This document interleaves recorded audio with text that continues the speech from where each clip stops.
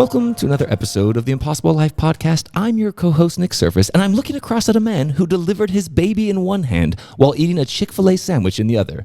That's right, friends, the former Navy SEAL, Garrett Unkelbach, a man who does the Lord's work while eating the Lord's chicken. That's almost a true story. I know. I think the credit goes to my wife on that one. She was the one eating the chicken sandwich on the way to the hospital. I did deliver my children, though. I do remember hearing that story because you were quick. I think we've told that story. I don't think we have, not on the podcast, but you were also very quick to comment that you had some grease marks on your door. Oh, yeah, it was hard. Like, I take care of my things, and my wife, when this is our first child, when we were headed to the hospital, and, she's like, I just make sure that I eat something because once you go into labor, they won't let you eat until you're finished. And, like, my wife's greatest concern was, like, being too hungry during labor. It's a big problem. So she's like, okay, it's time to go. So we go through the Chick-fil-A drive-through and pick her up a sandwich. And then, long story short, her water breaks in the parking lot. We get inside the hospital and have a baby like 15 minutes later. And, the baby's out. And then my wife's like, yeah, we stopped at Chick-fil-A on the way here. And like none of the nurses could believe it. But she's eating the sandwich in my truck on the way to the hospital in between contractions. And like when she's having a contraction, she's taking her like greasy Chick-fil-A sandwich hand and rubbing it like all over the leather on my door. And it was all I could do to just be like, nope. Every man knows that feeling. The funny thing is you're like, yeah, it was hard. Bro, she delivered a baby. Who had the hard job there? I did go out to my truck later to gather all of our things and get the grease off the leather before it's proud. You got these guys' priorities straight. Now, we have taken 2 minutes of time to go through that story because the intro was so great. And by the way, I know we had at least 1 million people reach out and say, never let Garrett do the intros again after last week. Don't worry, friends. I will keep doing them. We have... As long as we don't tell your story again. Anyways, we have a phenomenal guest in the studio. Ladies and gentlemen, we are joined by greatness. Josh Kraft.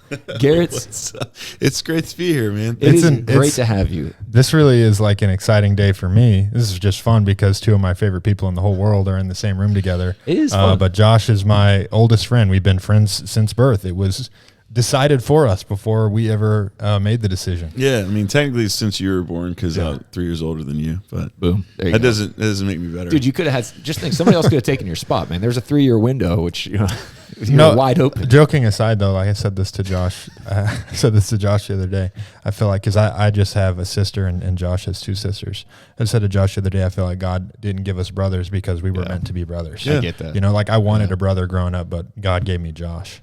And we're going to get into that because some of my favorite stories, and this will not just be the funny story podcast, but so Josh is Garrett's best friend, and they have known each other for Garrett's entire life, and since Josh was 3. So if you don't know who Josh Kraft is, on top of being Garrett's best friend, Josh is a senior pastor at Elevate Life Church. He's a published author. He just had a book come out called The Way to Live, which is phenomenal. We will talk about that and philosophy of life. He is also a coach. What else am I missing? A lot of things. You do a lot of things. You had my dad on here, and everyone probably, or most people who are listening, probably know who Keith Kraft is. The way I say it is, I'm my dad's consigliere. I'm his major domo. So I'm just like the go-to guy for Keith Kraft for doing what he does, which means right now I lead the church. I speak a lot. I help to coach a lot. I'm in a lot of different environments, mainly with him. I do a lot with Steve Weatherford. Me and him work together a lot.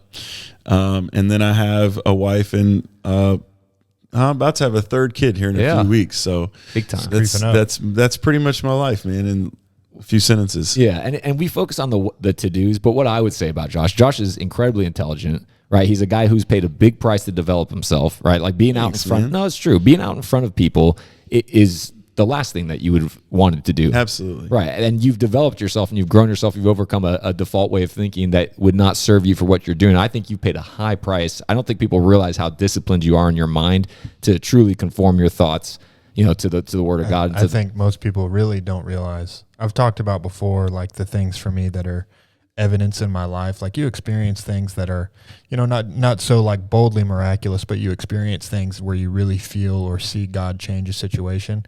And I don't mean this in any way as a shot towards Josh, but the way that I've seen Josh change in his life, the way that he's been transformed through the word, through leadership thinking, to me is like evidence of who God is. Because completely. Josh and I are so like we're opposites as children, and really who he is today is I see Josh in the greatest version of who God made him to be, so much different than his default, which is really what we're all trying to become. Yeah. Which, besides the fact that Josh is my best friend and oldest friend in life, he's a great person to have on the podcast because he's who we're all trying to aspire to be, which is to grow into who God created us to be. Yeah, I think Andrew Huberman, he talks about one of his philosophies on growth mindset versus fixed mindset is a fixed mindset. You base your identity in your performance. And if you have a growth mindset, you base your identity in your effort. That's good. I realized this year I've been speaking publicly on platforms for 17 years, and 15 years of that I was really bad. So for 15 years, people were like, man, Josh is speaking, or, I just wasn't really good. And so really the past 2 years, people have given me great feedback on my quote unquote performance. But I've learned in my life, I think a lot of that's been the leadership and coaching I've received throughout my life.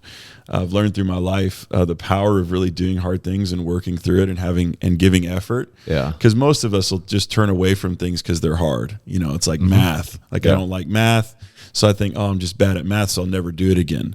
But that's actually the wrong approach, right? If you want to grow. And so I'm grateful to have had people like Garrett in my life who've been anvils for me to beat my life out on, but also to have great coaching in my life that has said, hey, if it's hard, you should keep doing it because that's actually the thing that's helping you to grow. So I'm honored by what you guys. Josh really is. If you haven't listened to him, we're in the middle of a series right now at Elevate Life Church that Josh is doing. You can go listen to that. He really is a phenomenal speaker. Yes. And this is, many of our audience too is inside. And you can go back on our YouTube channel and look at old times that I spoke and go, wow, he's really improved. People who've been around Elevate for like 10 years sometimes still maybe slightly unwittingly come up to Josh, like, you're so good now. No, here's the thing. Here's what they say. I've memorized it at this point because it's almost weekly. They say, I don't want you to take this as an insult. And then I know what they're going to say. What they're going to say is, when I first would come and hear you speak, it was so bad, right?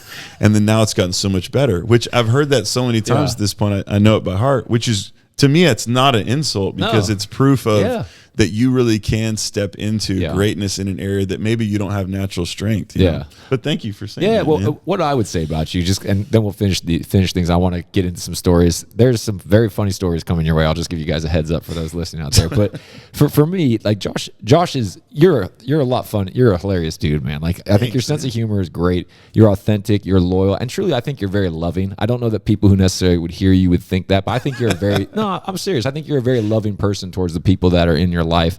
And what I will say, the point I want to make broadly is, I say this to you all the time. I think you're incredibly prophetic. And when I say that, I mean, if you read prophets of old, we'll get into this and you'll hear this.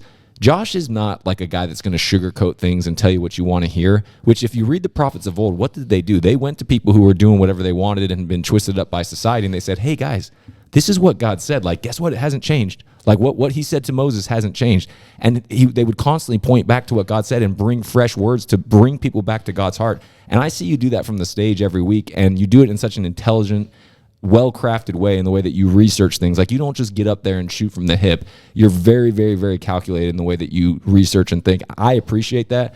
And so I just want to say that in advance because I think you bring a really unique perspective that I think that not only does the body of Christ need, but the church as a whole in America needs to hear a voice like yours. Well, I'm going to do my best to live up to that today. So all you got to do is be yourself, bro. You're going to be okay. So let's get to a little fun. Yeah. So if people always ask, they'll ask my wife or they'll ask Nick for dirt on me.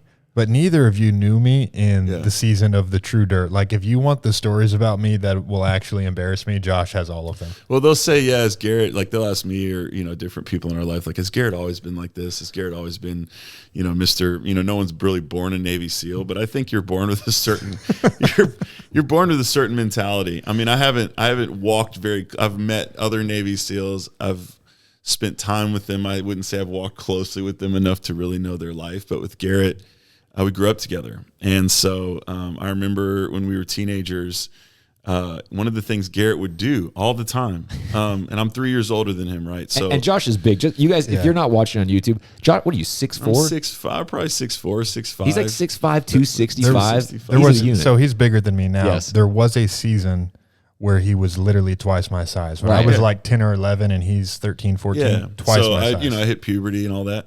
And so around that time, one of the things Garrett would do, and he would sneak attack me. It wasn't like I could always see it coming.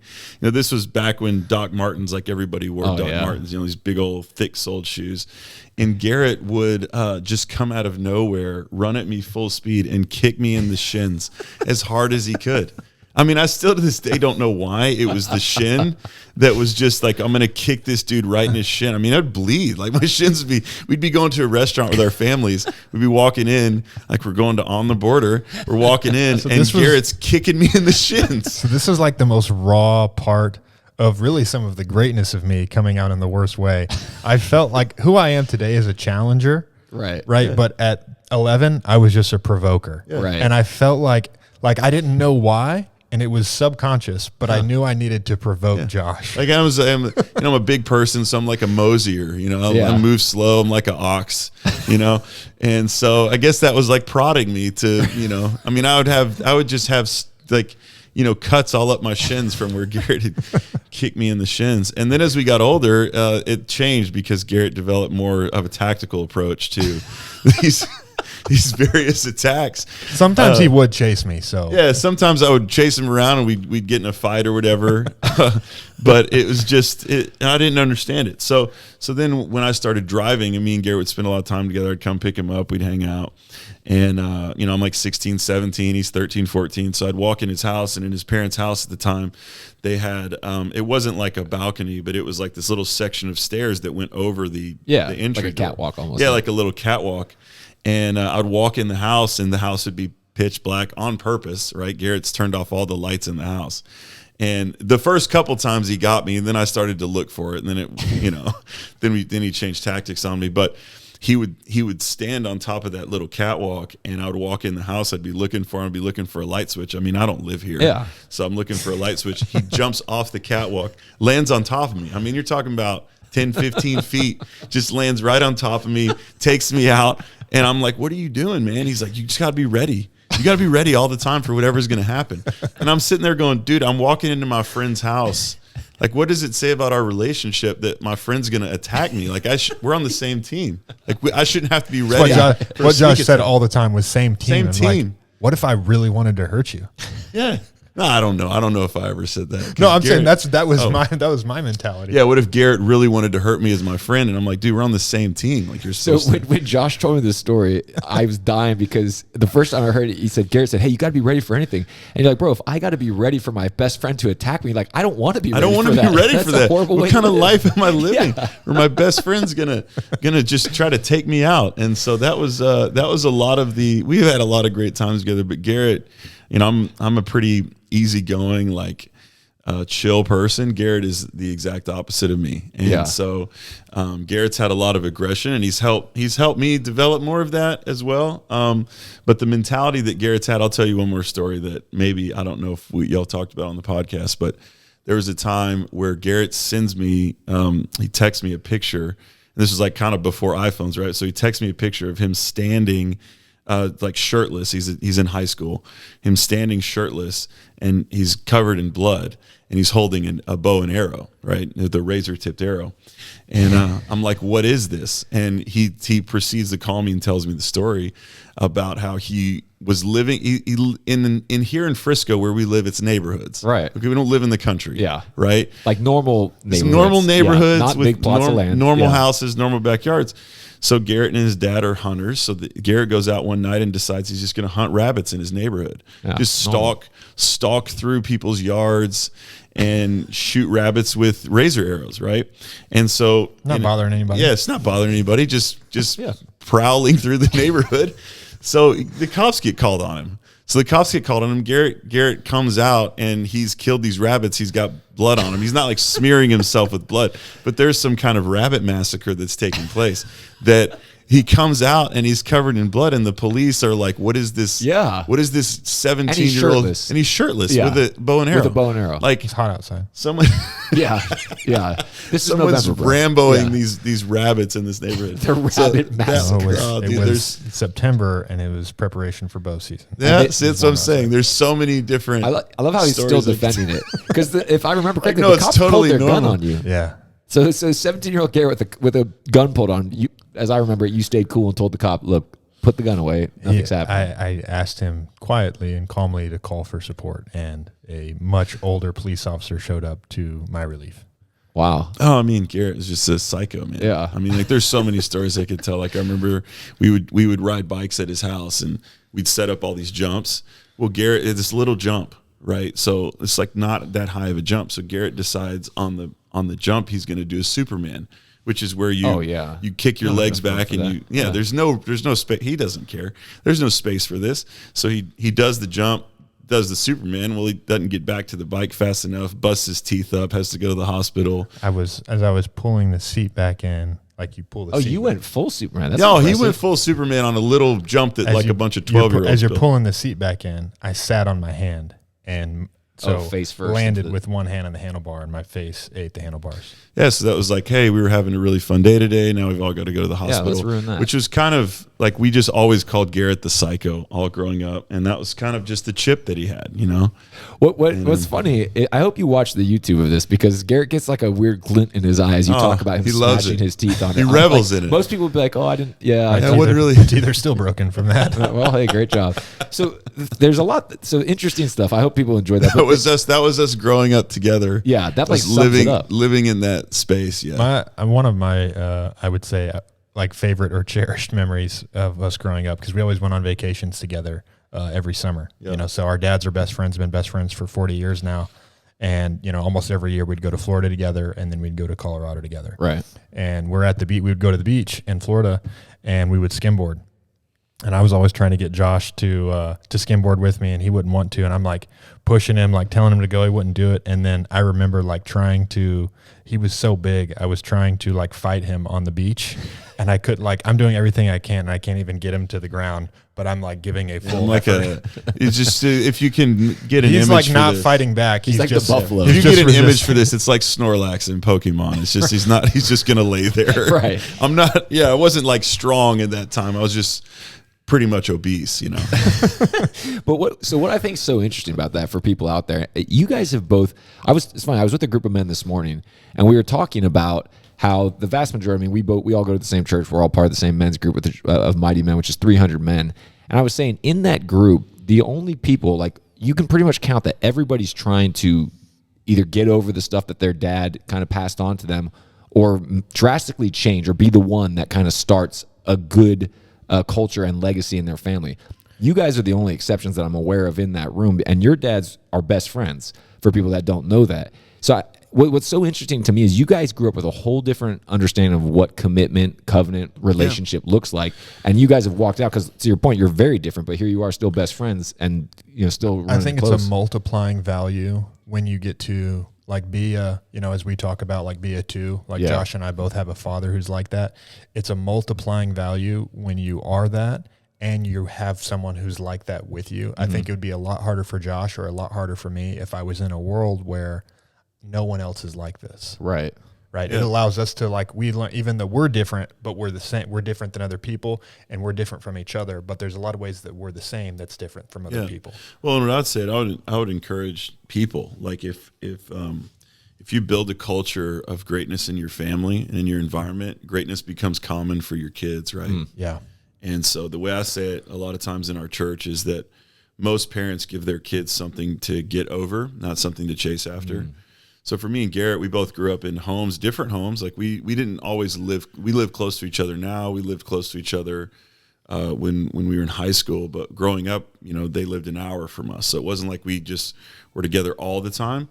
But we grew up in similar enough homes that greatness was kind of this common thing. So I really thought growing up that having a functional family and having a dad who is a strong leader in our family, and him and my mom partnered to raise our kids, like raise my siblings and me. Like I thought those things were normal. right? And so only as I've become an adult, like really into my 20s, I started to realize, like, man, people have gone through some real significant stuff, and it doesn't mean I haven't gone through things, but I don't have. Me and Garrett are similar in that we don't have family trauma. Right. There's other trauma for sure, but trauma we brought on ourselves. Yeah, trauma that mostly has been self-created, but we don't have a lot of family trauma, and because of that, it created a platform for me to stand on and for me to be who I am, and Garrett too. And also, I think that there's a level of Pierre Hadot, who's a French philosopher. He called your philosophy your inner citadel, that you create like a fortress within yourself. Growing up in a home like that, I've never been easily swayed in life by other people or by like what happens in culture, because during the time that I was in my most serious stages of development, there was so much intentionality that was attached to that in our family. And that's what's been great about even our relationship, is that in spite of the personality differences, because most people are just friends with people that have similar interests as them. Like, well, I'm friends with all these people that run because we have a running group together, or, hey, we happen to go to church together, or, we live in the same neighborhood, and so we do all of this. Well, that's a very low level of friendship. It's a very low level of relationship to just be friends with people that you have similar interests with. That's the same level of friendship that people have in high school. Yeah. Right? Truthfully. Like, we just like the same stuff, or we drink at the same bar. So we talked about on our friendship podcast that's the wrong way to choose your friends. Yeah, and so by we do the same things. So like with our dads, it was like we're friends, we're in relationship because we have similar values, and we want to do the same things, we want to accomplish the same things. And the main thing was for us always building the kingdom, like doing what God's called us to do. That's really what we believe that God's put us on the earth for, as families and independently and separately. And growing up for me, we all have natural defaults, and I think a human natural default is to say, well, I just want to be with the people I want to be with. Yeah. And you don't care about whether or not they're good for you or their quality. You just care about feeling comfortable with that and all of that. And so I felt the same way. Like there were times, I went on vacation with Garrett's family more than I went with my cousins or my friends or whatever. Garrett and Brittany and their family were the only people that we actually would take vacations with, right? So I'd tell my parents, I'd go, I don't want to go. I don't want to go on vacation with Garrett again. He's going to kick me in the shins, or try to make you skimboard, or he's going to try to make me skimboard, or he's going to fight me, or he's going to say, just all kinds of stuff. I mean, he's going to say, we're going to be at the beach just hanging out. And he's going to be like, let's go on a race. Let's see if you can beat me in a race. It's like, I don't want to race. I just want to hang out, man. I'm on vacation. So these are the things. I mean, at that point, I'm like 14 and he's 11. So my dad would say, well, that's not a choice that you're going to get, because we have decided who we're going to be friends with and who we're going to be in relationship with, because our dads had similar values. And my dad, when I was a kid, was teaching me how to have values. Like, your children don't have values. They don't know how to have them. What they see is what you demonstrate, right? And so I saw my dad demonstrate the value of friendship. And as we got older, we talked a lot about covenant, which is a whole other topic for another day, about what it means to make a covenant with somebody. But biblically, when you make a covenant, it's actually something that binds generationally in your family. And so the way I've decided to see it, and I know the way Garrett sees it too, is our dads are best friends. Our dads, for some reason, God put them together and they made a covenant with each other to do life together. And so me and Garrett represent the second generation of that, which is only really at the beginning of being expressed in our lives, that is still attached to our dads, but is also a little bit separate, which is really amazing and really cool. Yeah. But even for people who don't have covenant relationships, I think there's a huge lesson in what Josh is saying, that, Josh and I are friends because our dads were friends, versus a lot of people who you're friends with as an adult are the parents of your children's friends. And your children are not necessarily going to. So true. Man. Your children are not going to pick families for their values. Your children are going to pick other children that are like them, that are their preferences, and you don't know what kind of family they're going to associate with. Or it's just people in their class, like Charlie. You and I have opposite preferences. Yeah. We would have never chose each other. I don't hunt. I don't. But golf. Now we have such a depth of relationship and something that's so much more valuable than just a surface level relationship. It's way bigger than preferences. Like my firstborn daughter, Charlie, she just started kindergarten this year. So I've got 30 birthday invitations, right? To all, and we go to these birthday parties, and all these parents like sit around and pretend to be friends because our kids go to school together. Right. Yeah. I'm like, I don't, with all due respect, I don't care about any of them. I don't know them. Like, it's great. My daughter likes your daughter. That's cool. Me and you aren't going to spend any time together though, because I'm really not sure what you've committed your life to. Right. So anyway. Yeah. Well, no, but so to the point of you guys being opposites though, because honestly, I don't know anybody ever that I've ever met in anywhere in the world that has the kind of covenant relationship that your parents have, that you guys have both understood so much and said like, okay, like second generation, let's roll. So as opposites, I mean, you talked about, you wanted to walk away. What's been the good side of that? Like what's, because most people marry their opposites, right? Because it balances them out. But you have some other attractions and things that sort of balance that out.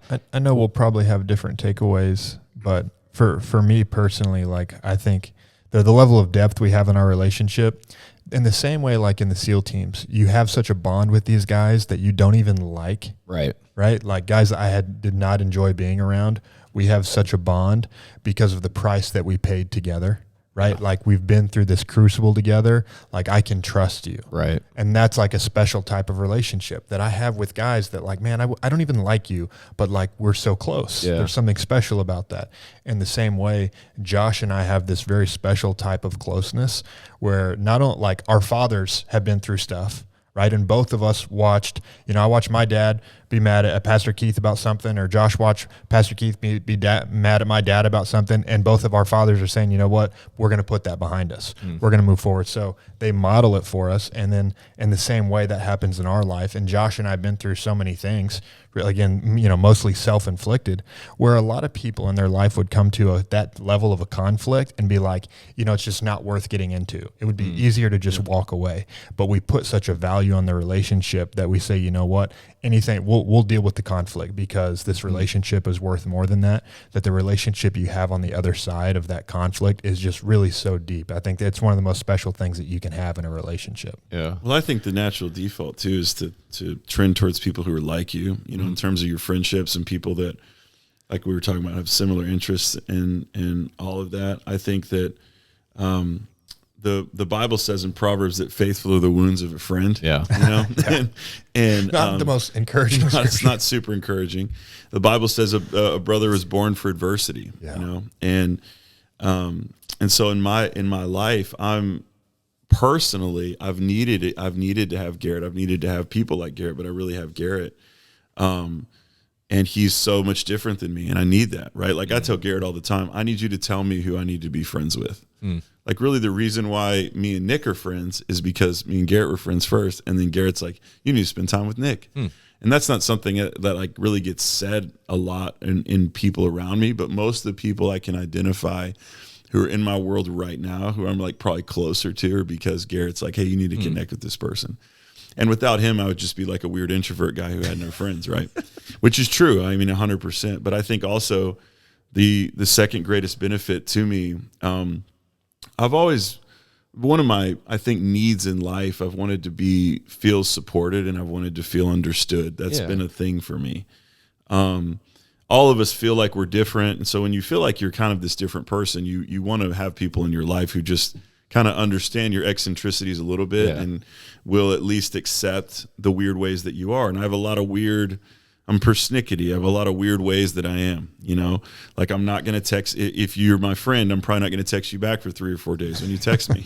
It's not really a way to do friendship, but it's just whatever. There's all these different things. I don't need to explain all my eccentricities, but one of the things my dad's always said is that if you have one person in your life who really wants the best for you, you're probably the most blessed person on the planet. For sure. Because most people in our lives don't really want what's best for us. They want what's best for them, or they want what's convenient for them, or they have a lot of different things that they want. So the thing I feel about Garrett that I feel in, I think the only other relationship right now in my life, besides my marriage, is my relationship with my dad. Is I know 100% without a shadow of a doubt, Garrett just wants what's best for me in life. And so when he talks to me, or when he gives me feedback on something he thinks I need to improve in as a friend, or he challenges me on something, on a way that I'm thinking, or a way that I'm being, or I'm talking to him about something in my life, or something with the different business entities that I'm in. The benefit that I have with him is I don't have to try to figure out his agenda in saying that. And most of the people that give us advice, we're sitting there going, okay, what is this person? Why is this person saying this? What do they have to gain by saying this? Like, all of us have had people in our life that we've gone to and just kind of shared our life. Maybe we weren't asking them specifically for advice, but we've shared our life with them, and they give us advice, and it's really not the best thing for us. It's just like their idea. So the thing that I know with Garrett, that, you know, there's all these other things that are really amazing, but the thing I know with Garrett, which is completely intangible and you can't even place a value on it, is I know that Garrett, because we've done 36, so we've done 33 years of life together, because we've done that for so long, I just know 100% when Garrett says something to me or communicates to me, or when I talk to him about something, he really only has my best interest at heart, which only happens when you have that kind of deep of a friendship. And I know that people that are listening to this can intellectually understand it. Right? But the question for you that are listening to this is, who do you have in your life that you just know 100%, right? And most of us don't really have anybody like that. And so that's way, when you develop that kind of relationship, that's way more important than personality differences and interests. And I mean, we like the same movies, which is good. And we like a lot of the same things, but at the same time, it's not really about that for us. You know, it's way bigger than that. I want to share one more thing that I think is a value add for me and a lesson from our relationship. And then I want to take a small tangent and ask the question, how do I have a relationship like that? But before we come to that, one other thing, I was just thinking about it as you're talking. I know I've been this for you and you've been this for me, in the same way that, like, in a marriage, you know, a marriage is a mirror. You're going to get to see things in yourself that you didn't know were there. When you have this depth of a relationship, this level of commitment, or a covenant friendship, what that allows is, really, it's allowed me, like, you've exposed to me some of the negative parts of who I am. Not like you're telling me all my flaws, but also, like, I realize, like, man, there's these parts of me that don't impact you in the best way and are not really positive traits, that in a normal relationship, people would just either ignore those things, or you wouldn't have the level of closeness, or it would create a type of conflict that you would separate. But because of our commitment to always get past whatever the conflict is, sometimes that conflict resolution turns into, like, Garrett needs to change. Garrett needs to be aware of this negative quality that you have, and the same for you. And so I would say, like, there's things that have been exposed to me about myself from our relationship that I couldn't have learned those lessons anywhere else. So I'm glad you said what you said about wanting to go down the how you have a relationship. Yeah, I think a lot of people could be listening to this and say, like, man, how could I have a relationship like that? Because that was actually my takeaway as I was listening to you guys. You know, the second half of the infinite potential unlock is you can have anything you want in life if you're willing to pay the price. I tell my kids that pretty much every day, and they repeat it back to me, which I love. And they're starting to identify, this person didn't want to pay the price, or I didn't want to pay the price there. And so they're starting to get it.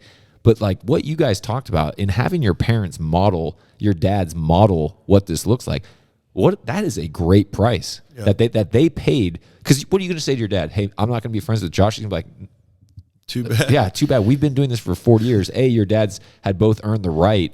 Not that they needed to have a right because they're the fathers, but, like, a lot of times men will say something and they will wonder why their wives or their kids or whoever isn't following them. And it's because you don't have the authority because you haven't backed it up with your actions. Yeah. Well, I think the thing is, though, like, you can't argue with fruit. Right. Right. And I think that's what a lot of people struggle with. Right. Is they just want to be heard. They just want to be listened to. Like, people do this with their kids all the time. Like, they don't have any fruit in their own life. Like, I was talking to someone recently who, my kids love McDonald's. I don't know how they started loving McDonald's. We never took them there. And then they just got into it. I'm like, oh my gosh. Dang it. So really, it's a stretch. Like, it's a stretch for me and Courtney. I don't like going, but, like, our kids love it. So I'm like, okay, we're going to go. So Charlie had started school, and first day of school, we go to McDonald's for dinner. Ugh, right. And so I'm talking to a friend of mine, and I'm like, hey, they're like, I would never take my kids to McDonald's. I'm like, you wouldn't? Because I see you drinking soda and stuff all the time. Right. It's really, they're like, well, I would do it, but I would never take my kids there, which is just great. So normal. Yeah. Right. And so the reason why I'm saying that is because so many people want their kids or want other people in their life to have more fruit than them. Right. And so they feel like they have to, like, this is not something that has had to be sold to me and Garrett. Like, it's not something like, hey, this is a better way. Like when I was a teenager, for sure, because I'm an idiot. I don't know anything about anything, right? Yeah, so at that age, our father said, no, this is what you're going to do. Yeah, so of course my parents are like, you're stupid, just go with the flow here. Like, you're not a decision maker in this family. But as I got older, you observe the relationship that they have. And you go, well, okay, that's really the best kind of friendship that there could be that I've ever seen. And so there wasn't like this whole presentation and convincing and requiring. It was just like, wow, you saw, because you can see very clearly in culture all the other alternatives, right, that don't produce any fruit. And then when you see fruit, you go, oh, well, I'll just do, hopefully all of us will have the intellectual capacity to look at someone who's bearing fruit in their life and go, oh, I'll just do what they did. Yeah. And that's why you're listening to this podcast. And that's why we're all getting the coaching that we get. Whoever we get coaching from is because we want similar fruit. And so it was never something that I think had to be sold to us.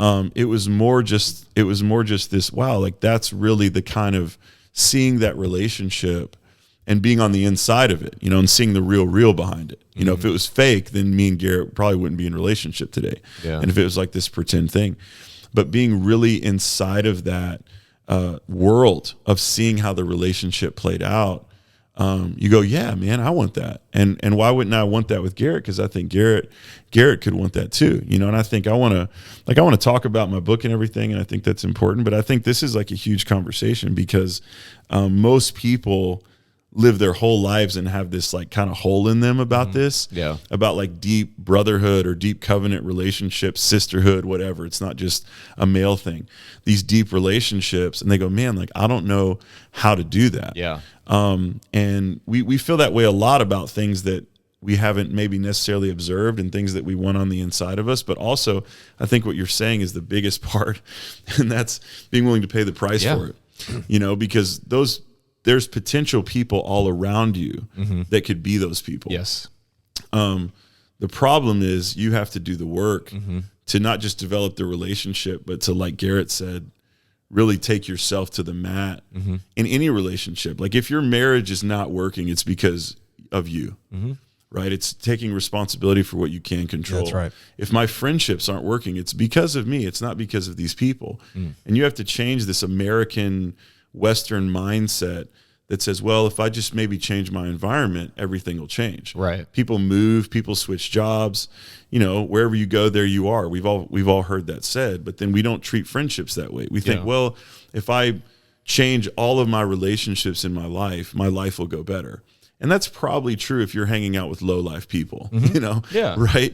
But if you're hanging out with people that you see as higher level or you see as capable, and you are not vibing with the situation, that's probably because of there's something in you that needs to shift. Yeah. And that's I think the fundamentally most difficult thing. The difficult thing about me, I remember one time when I've had differing relationships with fitness, right? So I've had really great times where I've worked out, I've been really in shape, and I've had times in my life where I was just like a loser physically. And every time I've had a time, and Garrett's never had a time like that. Garrett's never had a time like that I can remember that he was just slob. I've had those times. So I remember one time me and Garrett were having a conversation and he was in the SEALs and he said, man, like you know what you need? I go, what do I need, Garrett? He goes, you need me to be your personal trainer. You need me to physically train you.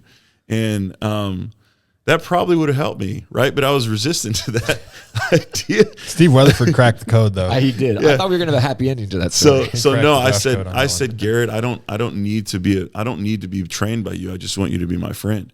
And Garrett's trying to help me as my friend. But here's the thing I know with Garrett. Like the thing I know with Garrett is that to really be in Garrett's world and to be friends with him, I have to be willing to not be a loser in an area of my life. And it's the same with me. I mean, I'm not a runner and I'm not, probably as physically disciplined as an Olympic athlete, but I'm intentional about it. Yeah. But if you're going to be in my world, if you're going to do life with me, you can't be soft-sided as a person. Yeah. Like you can't come into my world and like the thing that would have damaged me and Garrett's relationship, for instance, because if you say I'm not going to walk away, like if you get in a relationship, a marriage, a friendship, whatever, and you say I'm not going to walk away, what that also means is that you're going to take the journey with them. Right. Because if you get into a relationship and you're emotionally dysfunctional and you decide that you don't want to change that part of you, that relationship is going to walk away from you. Not because you want that to take place, but because there's a part of yourself that you're not willing to be your best in. And so one of the contexts of me and Garrett's relationship, and relationships between anybody who's great, is I have 100% confidence, and I hope that Garrett has 100% confidence in me. I have 100% confidence as a person I do life with that Garrett's willing to pay his price. I have 100% confidence that he wants to be great and the man that God created him to be in every aspect of his life. I hope that I can inspire the same level of confidence in him, not because I'm doing it for Garrett, just like I'm not doing it for my wife. Like, being your best for your spouse has nothing to do with what you're doing, or being your best in life has nothing to do with being your best for your spouse. It's being your best for yourself, right? And so what ends up happening, which, I mean, me and Garrett joke about it all the time. We have all these people that we grew up with, people that had the same, because we started the church when I was 13 and Garrett was 10. And so we've had people that have come in and out of our lives. Some for 2 years, some for 10 years. Some for 2 years. The famous Josh Kraft quote. Oh, sometimes they're for a reason, some for a season, some for a lifetime. That's your sound effect, bro. So we've had friends that have wanted to be a part of that, right? Yeah. Just like my dad and Scott have. Well, the thing is, when you are unwilling to pay your price, you actually are walking away from the relationship because you're deselecting. So me and Garrett very much been on our own individual journeys. He's had his price to pay, especially being a SEAL and all of that. There's not an equal price that I've paid as it relates to that, but I've, wanted to pay my price for my own greatness. Well, that's what's really united us, is this thing of like, we're gonna do and become who God's called us to become, and we're not gonna have excuses for that. Well, every guy, and just on that, neither of us looked at each other, like, because we both had a different price and different things for us. Neither of us ever like judged each other's price or qualified each other's price or journey. We just honored the fact that, like, in the same way that I paid my price and still am, you went through, I mean, like most people don't, and we don't need to get into that, but most people don't know the difficulties that you've had to go through, the challenges you've had to face to grow to where you are. I do, and I've seen it, and I honor that. And I think God God knows the things that he's trying to grow us in. And so he puts in our way the challenges that are deeply challenging for us, that like God will take you to the core. Like, this is the story of Jacob when God changes his name to Israel. He wrestles with him, right? Because Jacob, his whole life was a quitter. Jacob, his whole life was a guy that was going to run away from the fight. You can see that in the story of him and Esau. And then Jacob fights with God and says, I'm not going to let go until you bless me. Well, then he walks with a limp the rest of his life, right? And so to me, like, the process of God working in your life is, if you feel deeply challenged right now, if you feel like you are at the end of yourself, congratulations, God's increasing your capacity. This isn't punishment. No. This isn't like, my life's not working out the way I intended. It's now you've stepped into a place where you have to increase your capacity to match the challenge. Right? Which is actually a good thing. Back to growth mindset that I mentioned earlier. So what I've seen happen, which is just, I feel like it's just this universal principle. People have never wanted to walk away from me in terms of like who I am as a person. Like, maybe they have, as far as I know, but people have never said to me, I don't like you anymore. I don't want to be your friend. Mostly what's happened is I've been on a journey that they don't want to go on. And so, that we've been on together, but they say, I don't want to continue on that this we've been on together. And so I've had friends in my life 10 years. I mean, I'm getting your 30s, you start to have friends you've had for maybe like 15 years. So I've had friends in my life for that long that they get to the point, and I think this is something that I've heard Garrett say a lot. I heard him say it on Eddie Gallagher's podcast. I heard him say it in all kinds of different environments that we're in, that you will deselect whenever you say, I just don't know if I want to do this anymore. But when you're doing it with and for somebody else, it keeps you in the game. So for me, it's like, I've got to be my best for me, absolutely. But also, like, there's a guy over here who I'm in relationship with. He's also paying his price, and I can't. And I'm not a SEAL, right? So I'm not a part of that community. But I very much resonate with the thing that, like, I cannot let this other person down by me refusing to pay my price in this area of my life. And I think that's one thing that's really knit us together and kept our relationship right, is not only have we been committed to paying the price for greatness, but Garrett's a guy in my life, and I think I'm a guy in Garrett's life that I could say to him if I felt the need to, hey man, like I don't really feel like you're paying your price in this area. Yeah. And I know that he would respond well to that, and he knows I would respond well to him saying that to me. Just like, to go back to the whole personal trainer thing. I mean, that was in an imperfect way Garrett's way of saying, hey, like you're not paying your price in this area, and I know you want to be a real one. Yeah. So to be a real one, you got to be willing to deal with this part of you that me as your friend, maybe I'm the only person that'll tell you this. Right. Like my dad's always said, a great friend is a person who gets in your way on the way down. And Garrett's always been that to me. Well, if I got tired of Garrett doing that, which is what a lot of our friends have done in our life, like we're not some hardcore crazy environment that's like, everyone's got to run ultra marathons and everybody's got to be crazy like philosophers and intellectuals. We're not that kind of world, but we are a world that's like, hey, just stop talking about it and be about it. Yeah. So very quickly, if you come into our environment, our tribe, you get exposed if you're pretending. Yeah. Because none of us are pretenders. Over time. Yeah. None of us are pretenders. Like we're imperfectly doing it, and the imperfections are massively on display, but none of us are pretending to do this. Like this is very real for us. And so if you come in and you're trying to play the game, eventually you're going to play your way out. And so we've had people in our life that are like, yeah, I'm about it. Yeah, I'm for it. All of that. Well, then, the way I like to talk about it is nut cutting time, right? Yeah. And so in the ranching community, every year they separate, they decide which male bulls or male cows are going to be bulls and which ones are going to be steers, right? And it's literally called nut cutting time, because when they turn a bull into a steer, they just cut its nuts off, right? And so all of us in life come to these places and these points of decision where it's like, man, am I gonna be serious about it? Because this might cost me a lot to do this.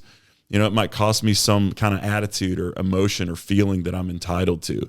I've really felt like throughout my life, I'm just more of like a book guy, more of like a video game guy, and just kind of introverted, and I'll just stay at home. I don't need to really be in that good a shape. I've felt that way at different times, and that's not really because of my personality. That's because I just don't want to pay the price in that area of my life. Why does a rancher, not every time, there's different cases, but one of the reasons a rancher will cut a bull is because it does not see the qualities in that bull to produce. And if you connect that to us, right, and the way that Josh and I see it is, it's not that you don't have to be great. You have to want to be great. Yeah. And over time, you can say I want to be great, but over time that either produces or doesn't produce. The steers that have been cut, they're impotent. And what is it? Impotent is not about, your ability to fertilize a female animal. In this context, impotence is about what you do doesn't matter. Right. And what you do doesn't matter because you don't want it to matter. You've pre-decided, I don't want to be great. I don't want anything I do to matter. So really we bring ourselves to that nut cutting when we decide I don't want to be great. Yeah. And so you've got to, if you want to have that kind of friendship and have that kind of relationship with somebody, you've got to really determine to be that kind of person. Yeah. That, like I said, you're not going to be a soft-sided person, and you're not going to have a part of you, like all of us have this. You're not going to have a part of you that you just explain away and go, well, that's just kind of how it is. And everyone has weaknesses, and everyone has imperfections. Like Steve Weatherford, our great friend, he talks about, I really love the way he talks about this. He talks about like how in his mind, life is a decathlon, and he was an All-American decathlete. And so, you can run a decathlon. You can be a world record holder in the 400, right? And you still won't win the decathlon. Because if you can't do a high jump, it doesn't matter how fast you can run a 400. So all of us in life are born with strengths. Like we're born with natural abilities.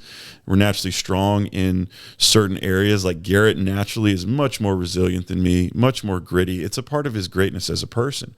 Well, does that mean that I have an excuse to not be resilient now? I might not be as resilient as Garrett. I might not be as gritty as him, but I can develop that. Yeah, that's an actual skill that I can develop. And so if life is a decathlon, which it is, you have to be able to score points in every area. You can't go, well, I don't do the high jump. So if you're like listening to this and you are more like me, and you're like this person who loves learning and you love growth and you love hearing about all of this stuff with mindset, man, that's massively important. How are you doing physically? Yeah. Right? How are you doing emotionally? Are you scoring points in all those areas of your life? Because growth is supposed to happen everywhere. But for most of us, we just kind of explain away our things that we're not growing in or the ways that we're not rolling in because we say to ourselves, well, that's just not something I'm good at. Right. That's just not something I feel like I bring to the table. And there are definite things that in me and Garrett's relationship or in relationships with people that I'm very close with, that they bring to the table that I don't. But that doesn't mean that I give myself an excuse to maintain weakness that I know should be intolerable for me in that area. And that's really been, as we've become adults, like if you're sitting here and you're listening to this and you're like, man, I'm an adult and I want to find an adult friend like that, like number one step for you is like to really be a price payer. Really in your life. And that's why you're listening to this podcast ideally, is really in your life determine like I am going to not make any excuses for myself and I'm going to put myself in a position to pay my price. And then the next thing that'll happen is you'll all of a sudden surround yourself with other people that are price payers, 100%. right? And then you'll start to see, okay, well, that's a person I can pick, and that's a person I can pick, and that's a person I can do life with. You know, one of the greatest things that my dad has ever taught that is all over the world now is that there's the family that you're born into, there's a family that you're born into, and there's a family that you choose. That's right. So me and Garrett are family of choice. But the foundation for our adult relationship, like it's one thing when you're kids for your parents to require you to be friends and whatever. It's another thing when you become adults. And me and Garrett, our parents don't control our life at this point. I'm fully independent. Whatever, Garrett is too. Like just as a qualifier, I guess if you don't know who I am, you know, that's a real big brag right there. Yeah, I'm a grown man. I'm 36. I look after myself. I'm 36. I take care of my kids. My parents don't pay my bills. Big time. So winning. Congratulations. Yeah, you nailed it. So that's true, man. If you're a millennial, anyway. So me and Garrett, for us to have the relationship that we've had, has taken our own kind of personal journey with each other. But if I knew in my mind that Garrett was not serious and I felt like I was serious, he would end up like I would never want to walk away from a relationship. But if you're not serious in an area of your life and you're around someone who is, eventually you end up walking away. Yeah. Because what you're doing is you're not willing to pay the price they're willing to pay. It's the nonverbal DOR. Absolutely. I want to connect one other element of this type of relationship to something you said earlier, because I feel like we're answering the question for a lot of people who are like, I'm 35 years old, I'm 45 years old, I don't have a friend like that, but I want to have a friend like that. When your father, Pastor Keith, said this to my dad, he didn't just say we're supposed to be together forever. He told my father, this is what I'm supposed to do, right? Talking about his call to advance the kingdom of God, and said we're supposed to do that together. Mm-hmm. I feel like you'll always do this with me, right? He didn't say we're just supposed to be together. He said it in the context of a mission, right? And so to have this depth of relationship, there's a superior foundation that is needed in that we have a reason to need to do those things, a reason where it's going, like what you were talking about that I mentioned on Eddie's podcast. There's a reason that goes beyond us for us to stay together. We're not just being buddies you're not just my eternal companion, but you're my eternal companion on this eternal mission. You have to have something like that in your life, which really a covenant relationship, this depth of relationship. Covenant relationships don't exist outside of the covering of who God is. God is the creator of the covenant relationship, and he says, I'm going to have this type of relationship with you that shows you who I am, right? It's not just this goes beyond a promise. Through this, I will teach you who I am, right? And it also, through God's promise, God's covenant with us also reveals to us our sinful nature, right? And so in that same way, it's for a superior reason. You have to have a relationship that's based upon a superior foundation, not just the need for a companion. Yeah, that's so good, man.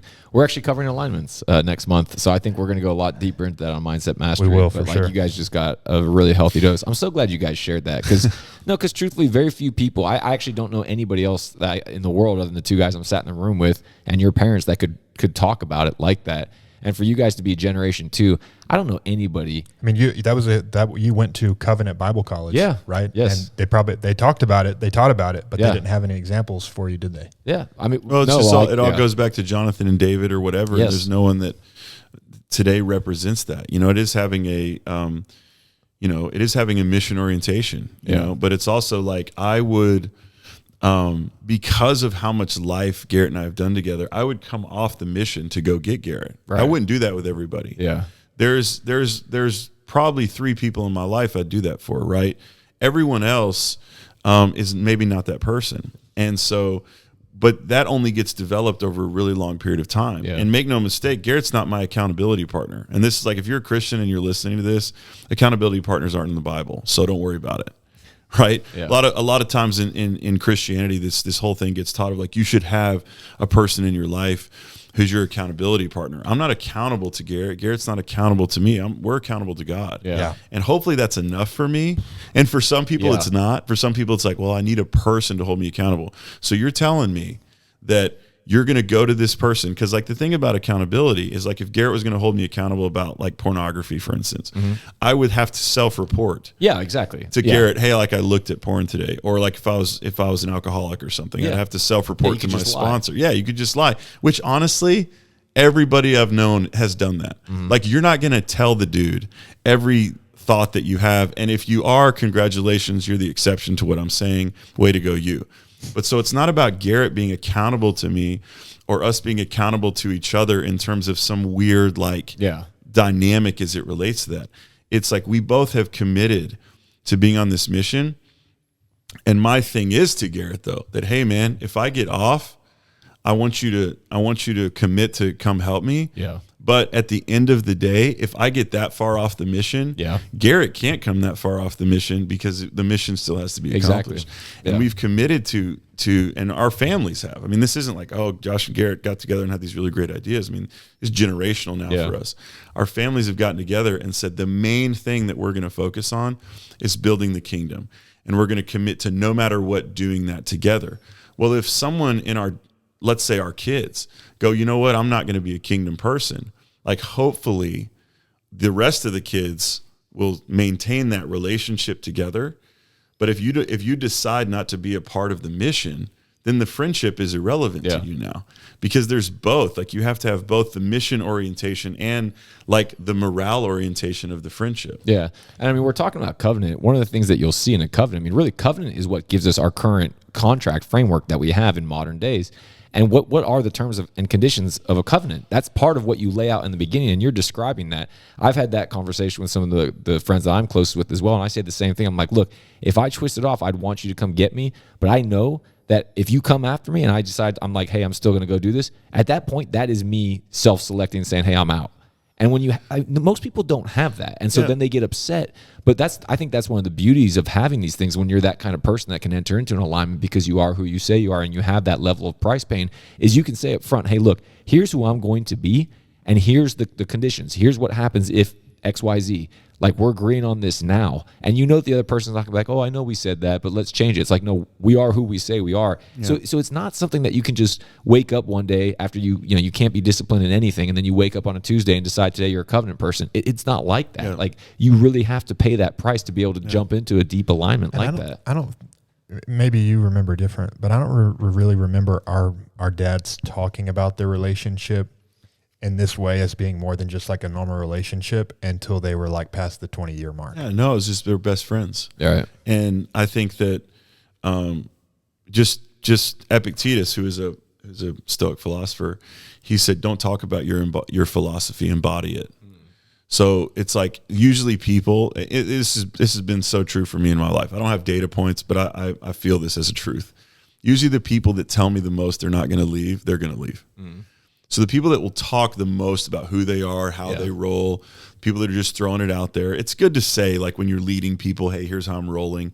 be an example, all of that. But when you get to this place where you're just like, we don't talk about, we're talking about covenant right now on this pod. There's not like a time me and Garrett get together and we're like, yeah, we're covenant. You don't renew your covenant every year? Yeah, we're like covenant buddies and look at us, covenant friends. Totally normal. Like we don't talk about that with our kids, all that stuff. It's just, we live this. Yeah. Like this, when you live it, it's just the context of your life, right? Yeah. And so it's not about talking about it, and it's not about going and finding these people even. I'll give you the kind of the three main things for me, and two of them I've already said. So number one is you've got to decide to really, not like decide to be your best. Great, congratulations, you've made the decision. Now go pay the price. Yeah. So the first thing is you've got to decide to pay your price to be your best. You've got to actually do it. That way you can do the second thing, which is find those people. Because if you're not paying your price in any area of your life and you're not willing to pay your price, those people are just not going to show up for you. It's just how it is. And then the third thing is so those two things are how you find them. The third thing is how you keep them. So the third thing is the thing that's been the hardest for me in my life as it relates to my friendship with Garrett. And that's, you have to believe the best when the worst has been displayed, especially when the worst has been displayed. You know, believing the best in somebody is easy whenever you see them at their best. Right. But when you get close to somebody and you're like really doing life with them and you're in their world, you know, honest, like going back to the accountability partner thing, you don't have to worry about that because you're going to see all their crap. Right. And then you're going to come out eventually. Yeah. And you're going to see more crap than you want to deal with that person. Sure. So I don't really want to be Garrett's accountability partner because that means I got to be in all his crap with him. And honestly, I got all my own crap that I got to deal with. So you got to believe the best in someone, especially when the worst has been displayed. So when you know, it's great, me and Garrett, covenant relationship, all this stuff growing up, Garrett goes off to the Navy SEALs, and I know you're on the podcast, you probably heard the near-death experience that Garrett experienced, and Garrett goes and does that, and like any one of us that would have a near-death experience, it shifts his thinking in some good ways and some not great ways. So Garrett goes and starts making decisions that I considered to be poor decisions. And my response to that in my immaturity was to just disconnect from Garrett. Like, oh, Garrett's out. You know, he's doing his own thing. He's like, quote unquote, lost. He's living all this kind of life. And so me and him aren't going to do relationship anymore because now I've got all this moral high ground. You know, so now so in my mind, I'm thinking Garrett's come off the mission, when the truth is that was like the best time in his life that he could have used me as a friend. Right. So if I had a regret in our friendship, it would be this whole season. It was a couple-year season where I just wasn't doing any life with Garrett. I thought about him, but I was like, whatever, you know, like him and Scott and my dad are going to be friends and good for them. But Garrett's disqualified himself from friendship with me, just being an arrogant idiot person. Right. And so Garrett comes, this lasted so Garrett had a season where he wasn't making quality decisions. Well, then the season ended, right? Yeah. So, but then I'm still treating Garrett as if he's this person who's not making these great decisions. And so Garrett comes home. Garrett gets engaged. Him and Lindsay get engaged. I'm not a part of anything in the process. They want me to be a part of the process, but I'm like, you know what? Me and Garrett aren't doing life together. Lindsay and I were actually just talking about that the other day. She was talking about how awesome you are. We were also talking about our relationship, and she's like, you know, I didn't understand it at the time why you wanted Josh to be your best man. I had when Garrett and Lindsay got engaged, we had no relationship. Like I kind of knew Lindsay. I met her like twice, right? And so because I was like, so honestly, I was butthurt about Garrett and a lot of different things. So it really had more to do with me than Garrett. But I saw Garrett at his worst, to paint the picture, and I believe the worst in him as a person who is supposed to be his brother, right? Right. And so, so Garrett comes home. They come home, and we're going to do their wedding. So Garrett comes up to me, and me and him weren't really talking again. So we weren't really talking, weren't really texting anything. And he comes up to me, he's like, "Hey man, I'd like to ask you to be my best man in my wedding." And I'm in my mind, I'm like a little bit stunned by that. Yeah. So I'm like, bro, we hadn't talked really in like a while. And my response was like, why? Gotta appreciate the honesty. Yeah, so me and Garrett are both pretty honest people, which is good. That's probably helped our relationship. So why? He's like, man, you're my longest friend. You're my oldest friend. I think I want to do life with you now that I'm moving home. So I was like, okay, you know, I knew there's going to be family pressure. I didn't want to do it. Right. And I knew there's going to be family pressure. And so I was like, okay, I'll do it. So I go and be his best man. You know, I'm in the deal. And then after that happens, I came back to Garrett after after they got married. And I said, I need to apologize to you, man, because I had this whole season of our relationship where really I was willing to walk away because I didn't believe the best in you and I didn't believe the best for you. And that was on me, like 100%, right? Well, the thing that I'm grateful for and that Garrett did really well in that season of our relationship was Garrett believed the best in me. So if Garrett would have responded to me, I guess shunning him, if Garrett would have responded to me that way in a similar way, we wouldn't have a relationship today. Yeah. Would have just moved on. I'm more than willing to move on. And like he's got a similar personality now that way. Like, oh, if we're done, we're done. Right. But Garrett saw the potential in our relationship and chose to believe the best in me. So then when I sat down and really asked him for forgiveness for how I treated him, well, it's like we picked up pretty much where we left off. But in order to maintain the relationship, you've got to be able to be a person that, because you get close to anybody, you get close to your spouse, you get close to whoever, and you're going to start to see the parts of them that nobody likes, that they don't like, that they have to deal with. And, to me, what a brother represents, what like a person who's in a covenant relationship represents is, hey, we're always going to be standing back to back, in a fight. And I don't want to be standing back to back with someone and then them go, well, like your back is turned, you're weak, so now I'm going to stab you there, which is what happens in a lot of relationships. And Garrett's really represented that to me in our life way more consistently than I've represented that to him. But that would be if those are kind of as practical as I can make it. Those would be the three things: is be a person who pays your price. Be intentional about being around other people that are willing to pay their price. And then when you find that person or those people, then just believe the best, even when the worst has been displayed. And you'll always make it happen, because then you'll do the fourth thing. And the fourth thing is just be faithful, which in the Bible, being a faithful person in the Bible, it's this Hebrew word emet in Proverbs chapter 3. And the Hebrew word emet just means certainty and dependability. Yeah. So for me, faithfulness just means I'm showing up tomorrow. Love that. You're not going to have to wonder if I'm coming. You're not going to have to wonder if I'm going to be your friend. You're not going to have to wonder if something offends me or messes me up. But in order to be faithful, you've got to be able to believe the best even when the worst has been displayed. I love that. In that season, I certainly was far from blameless, because I brought a lot of that on myself. But I remember having a conversation with Pastor Keith about that, and he just said, just be you.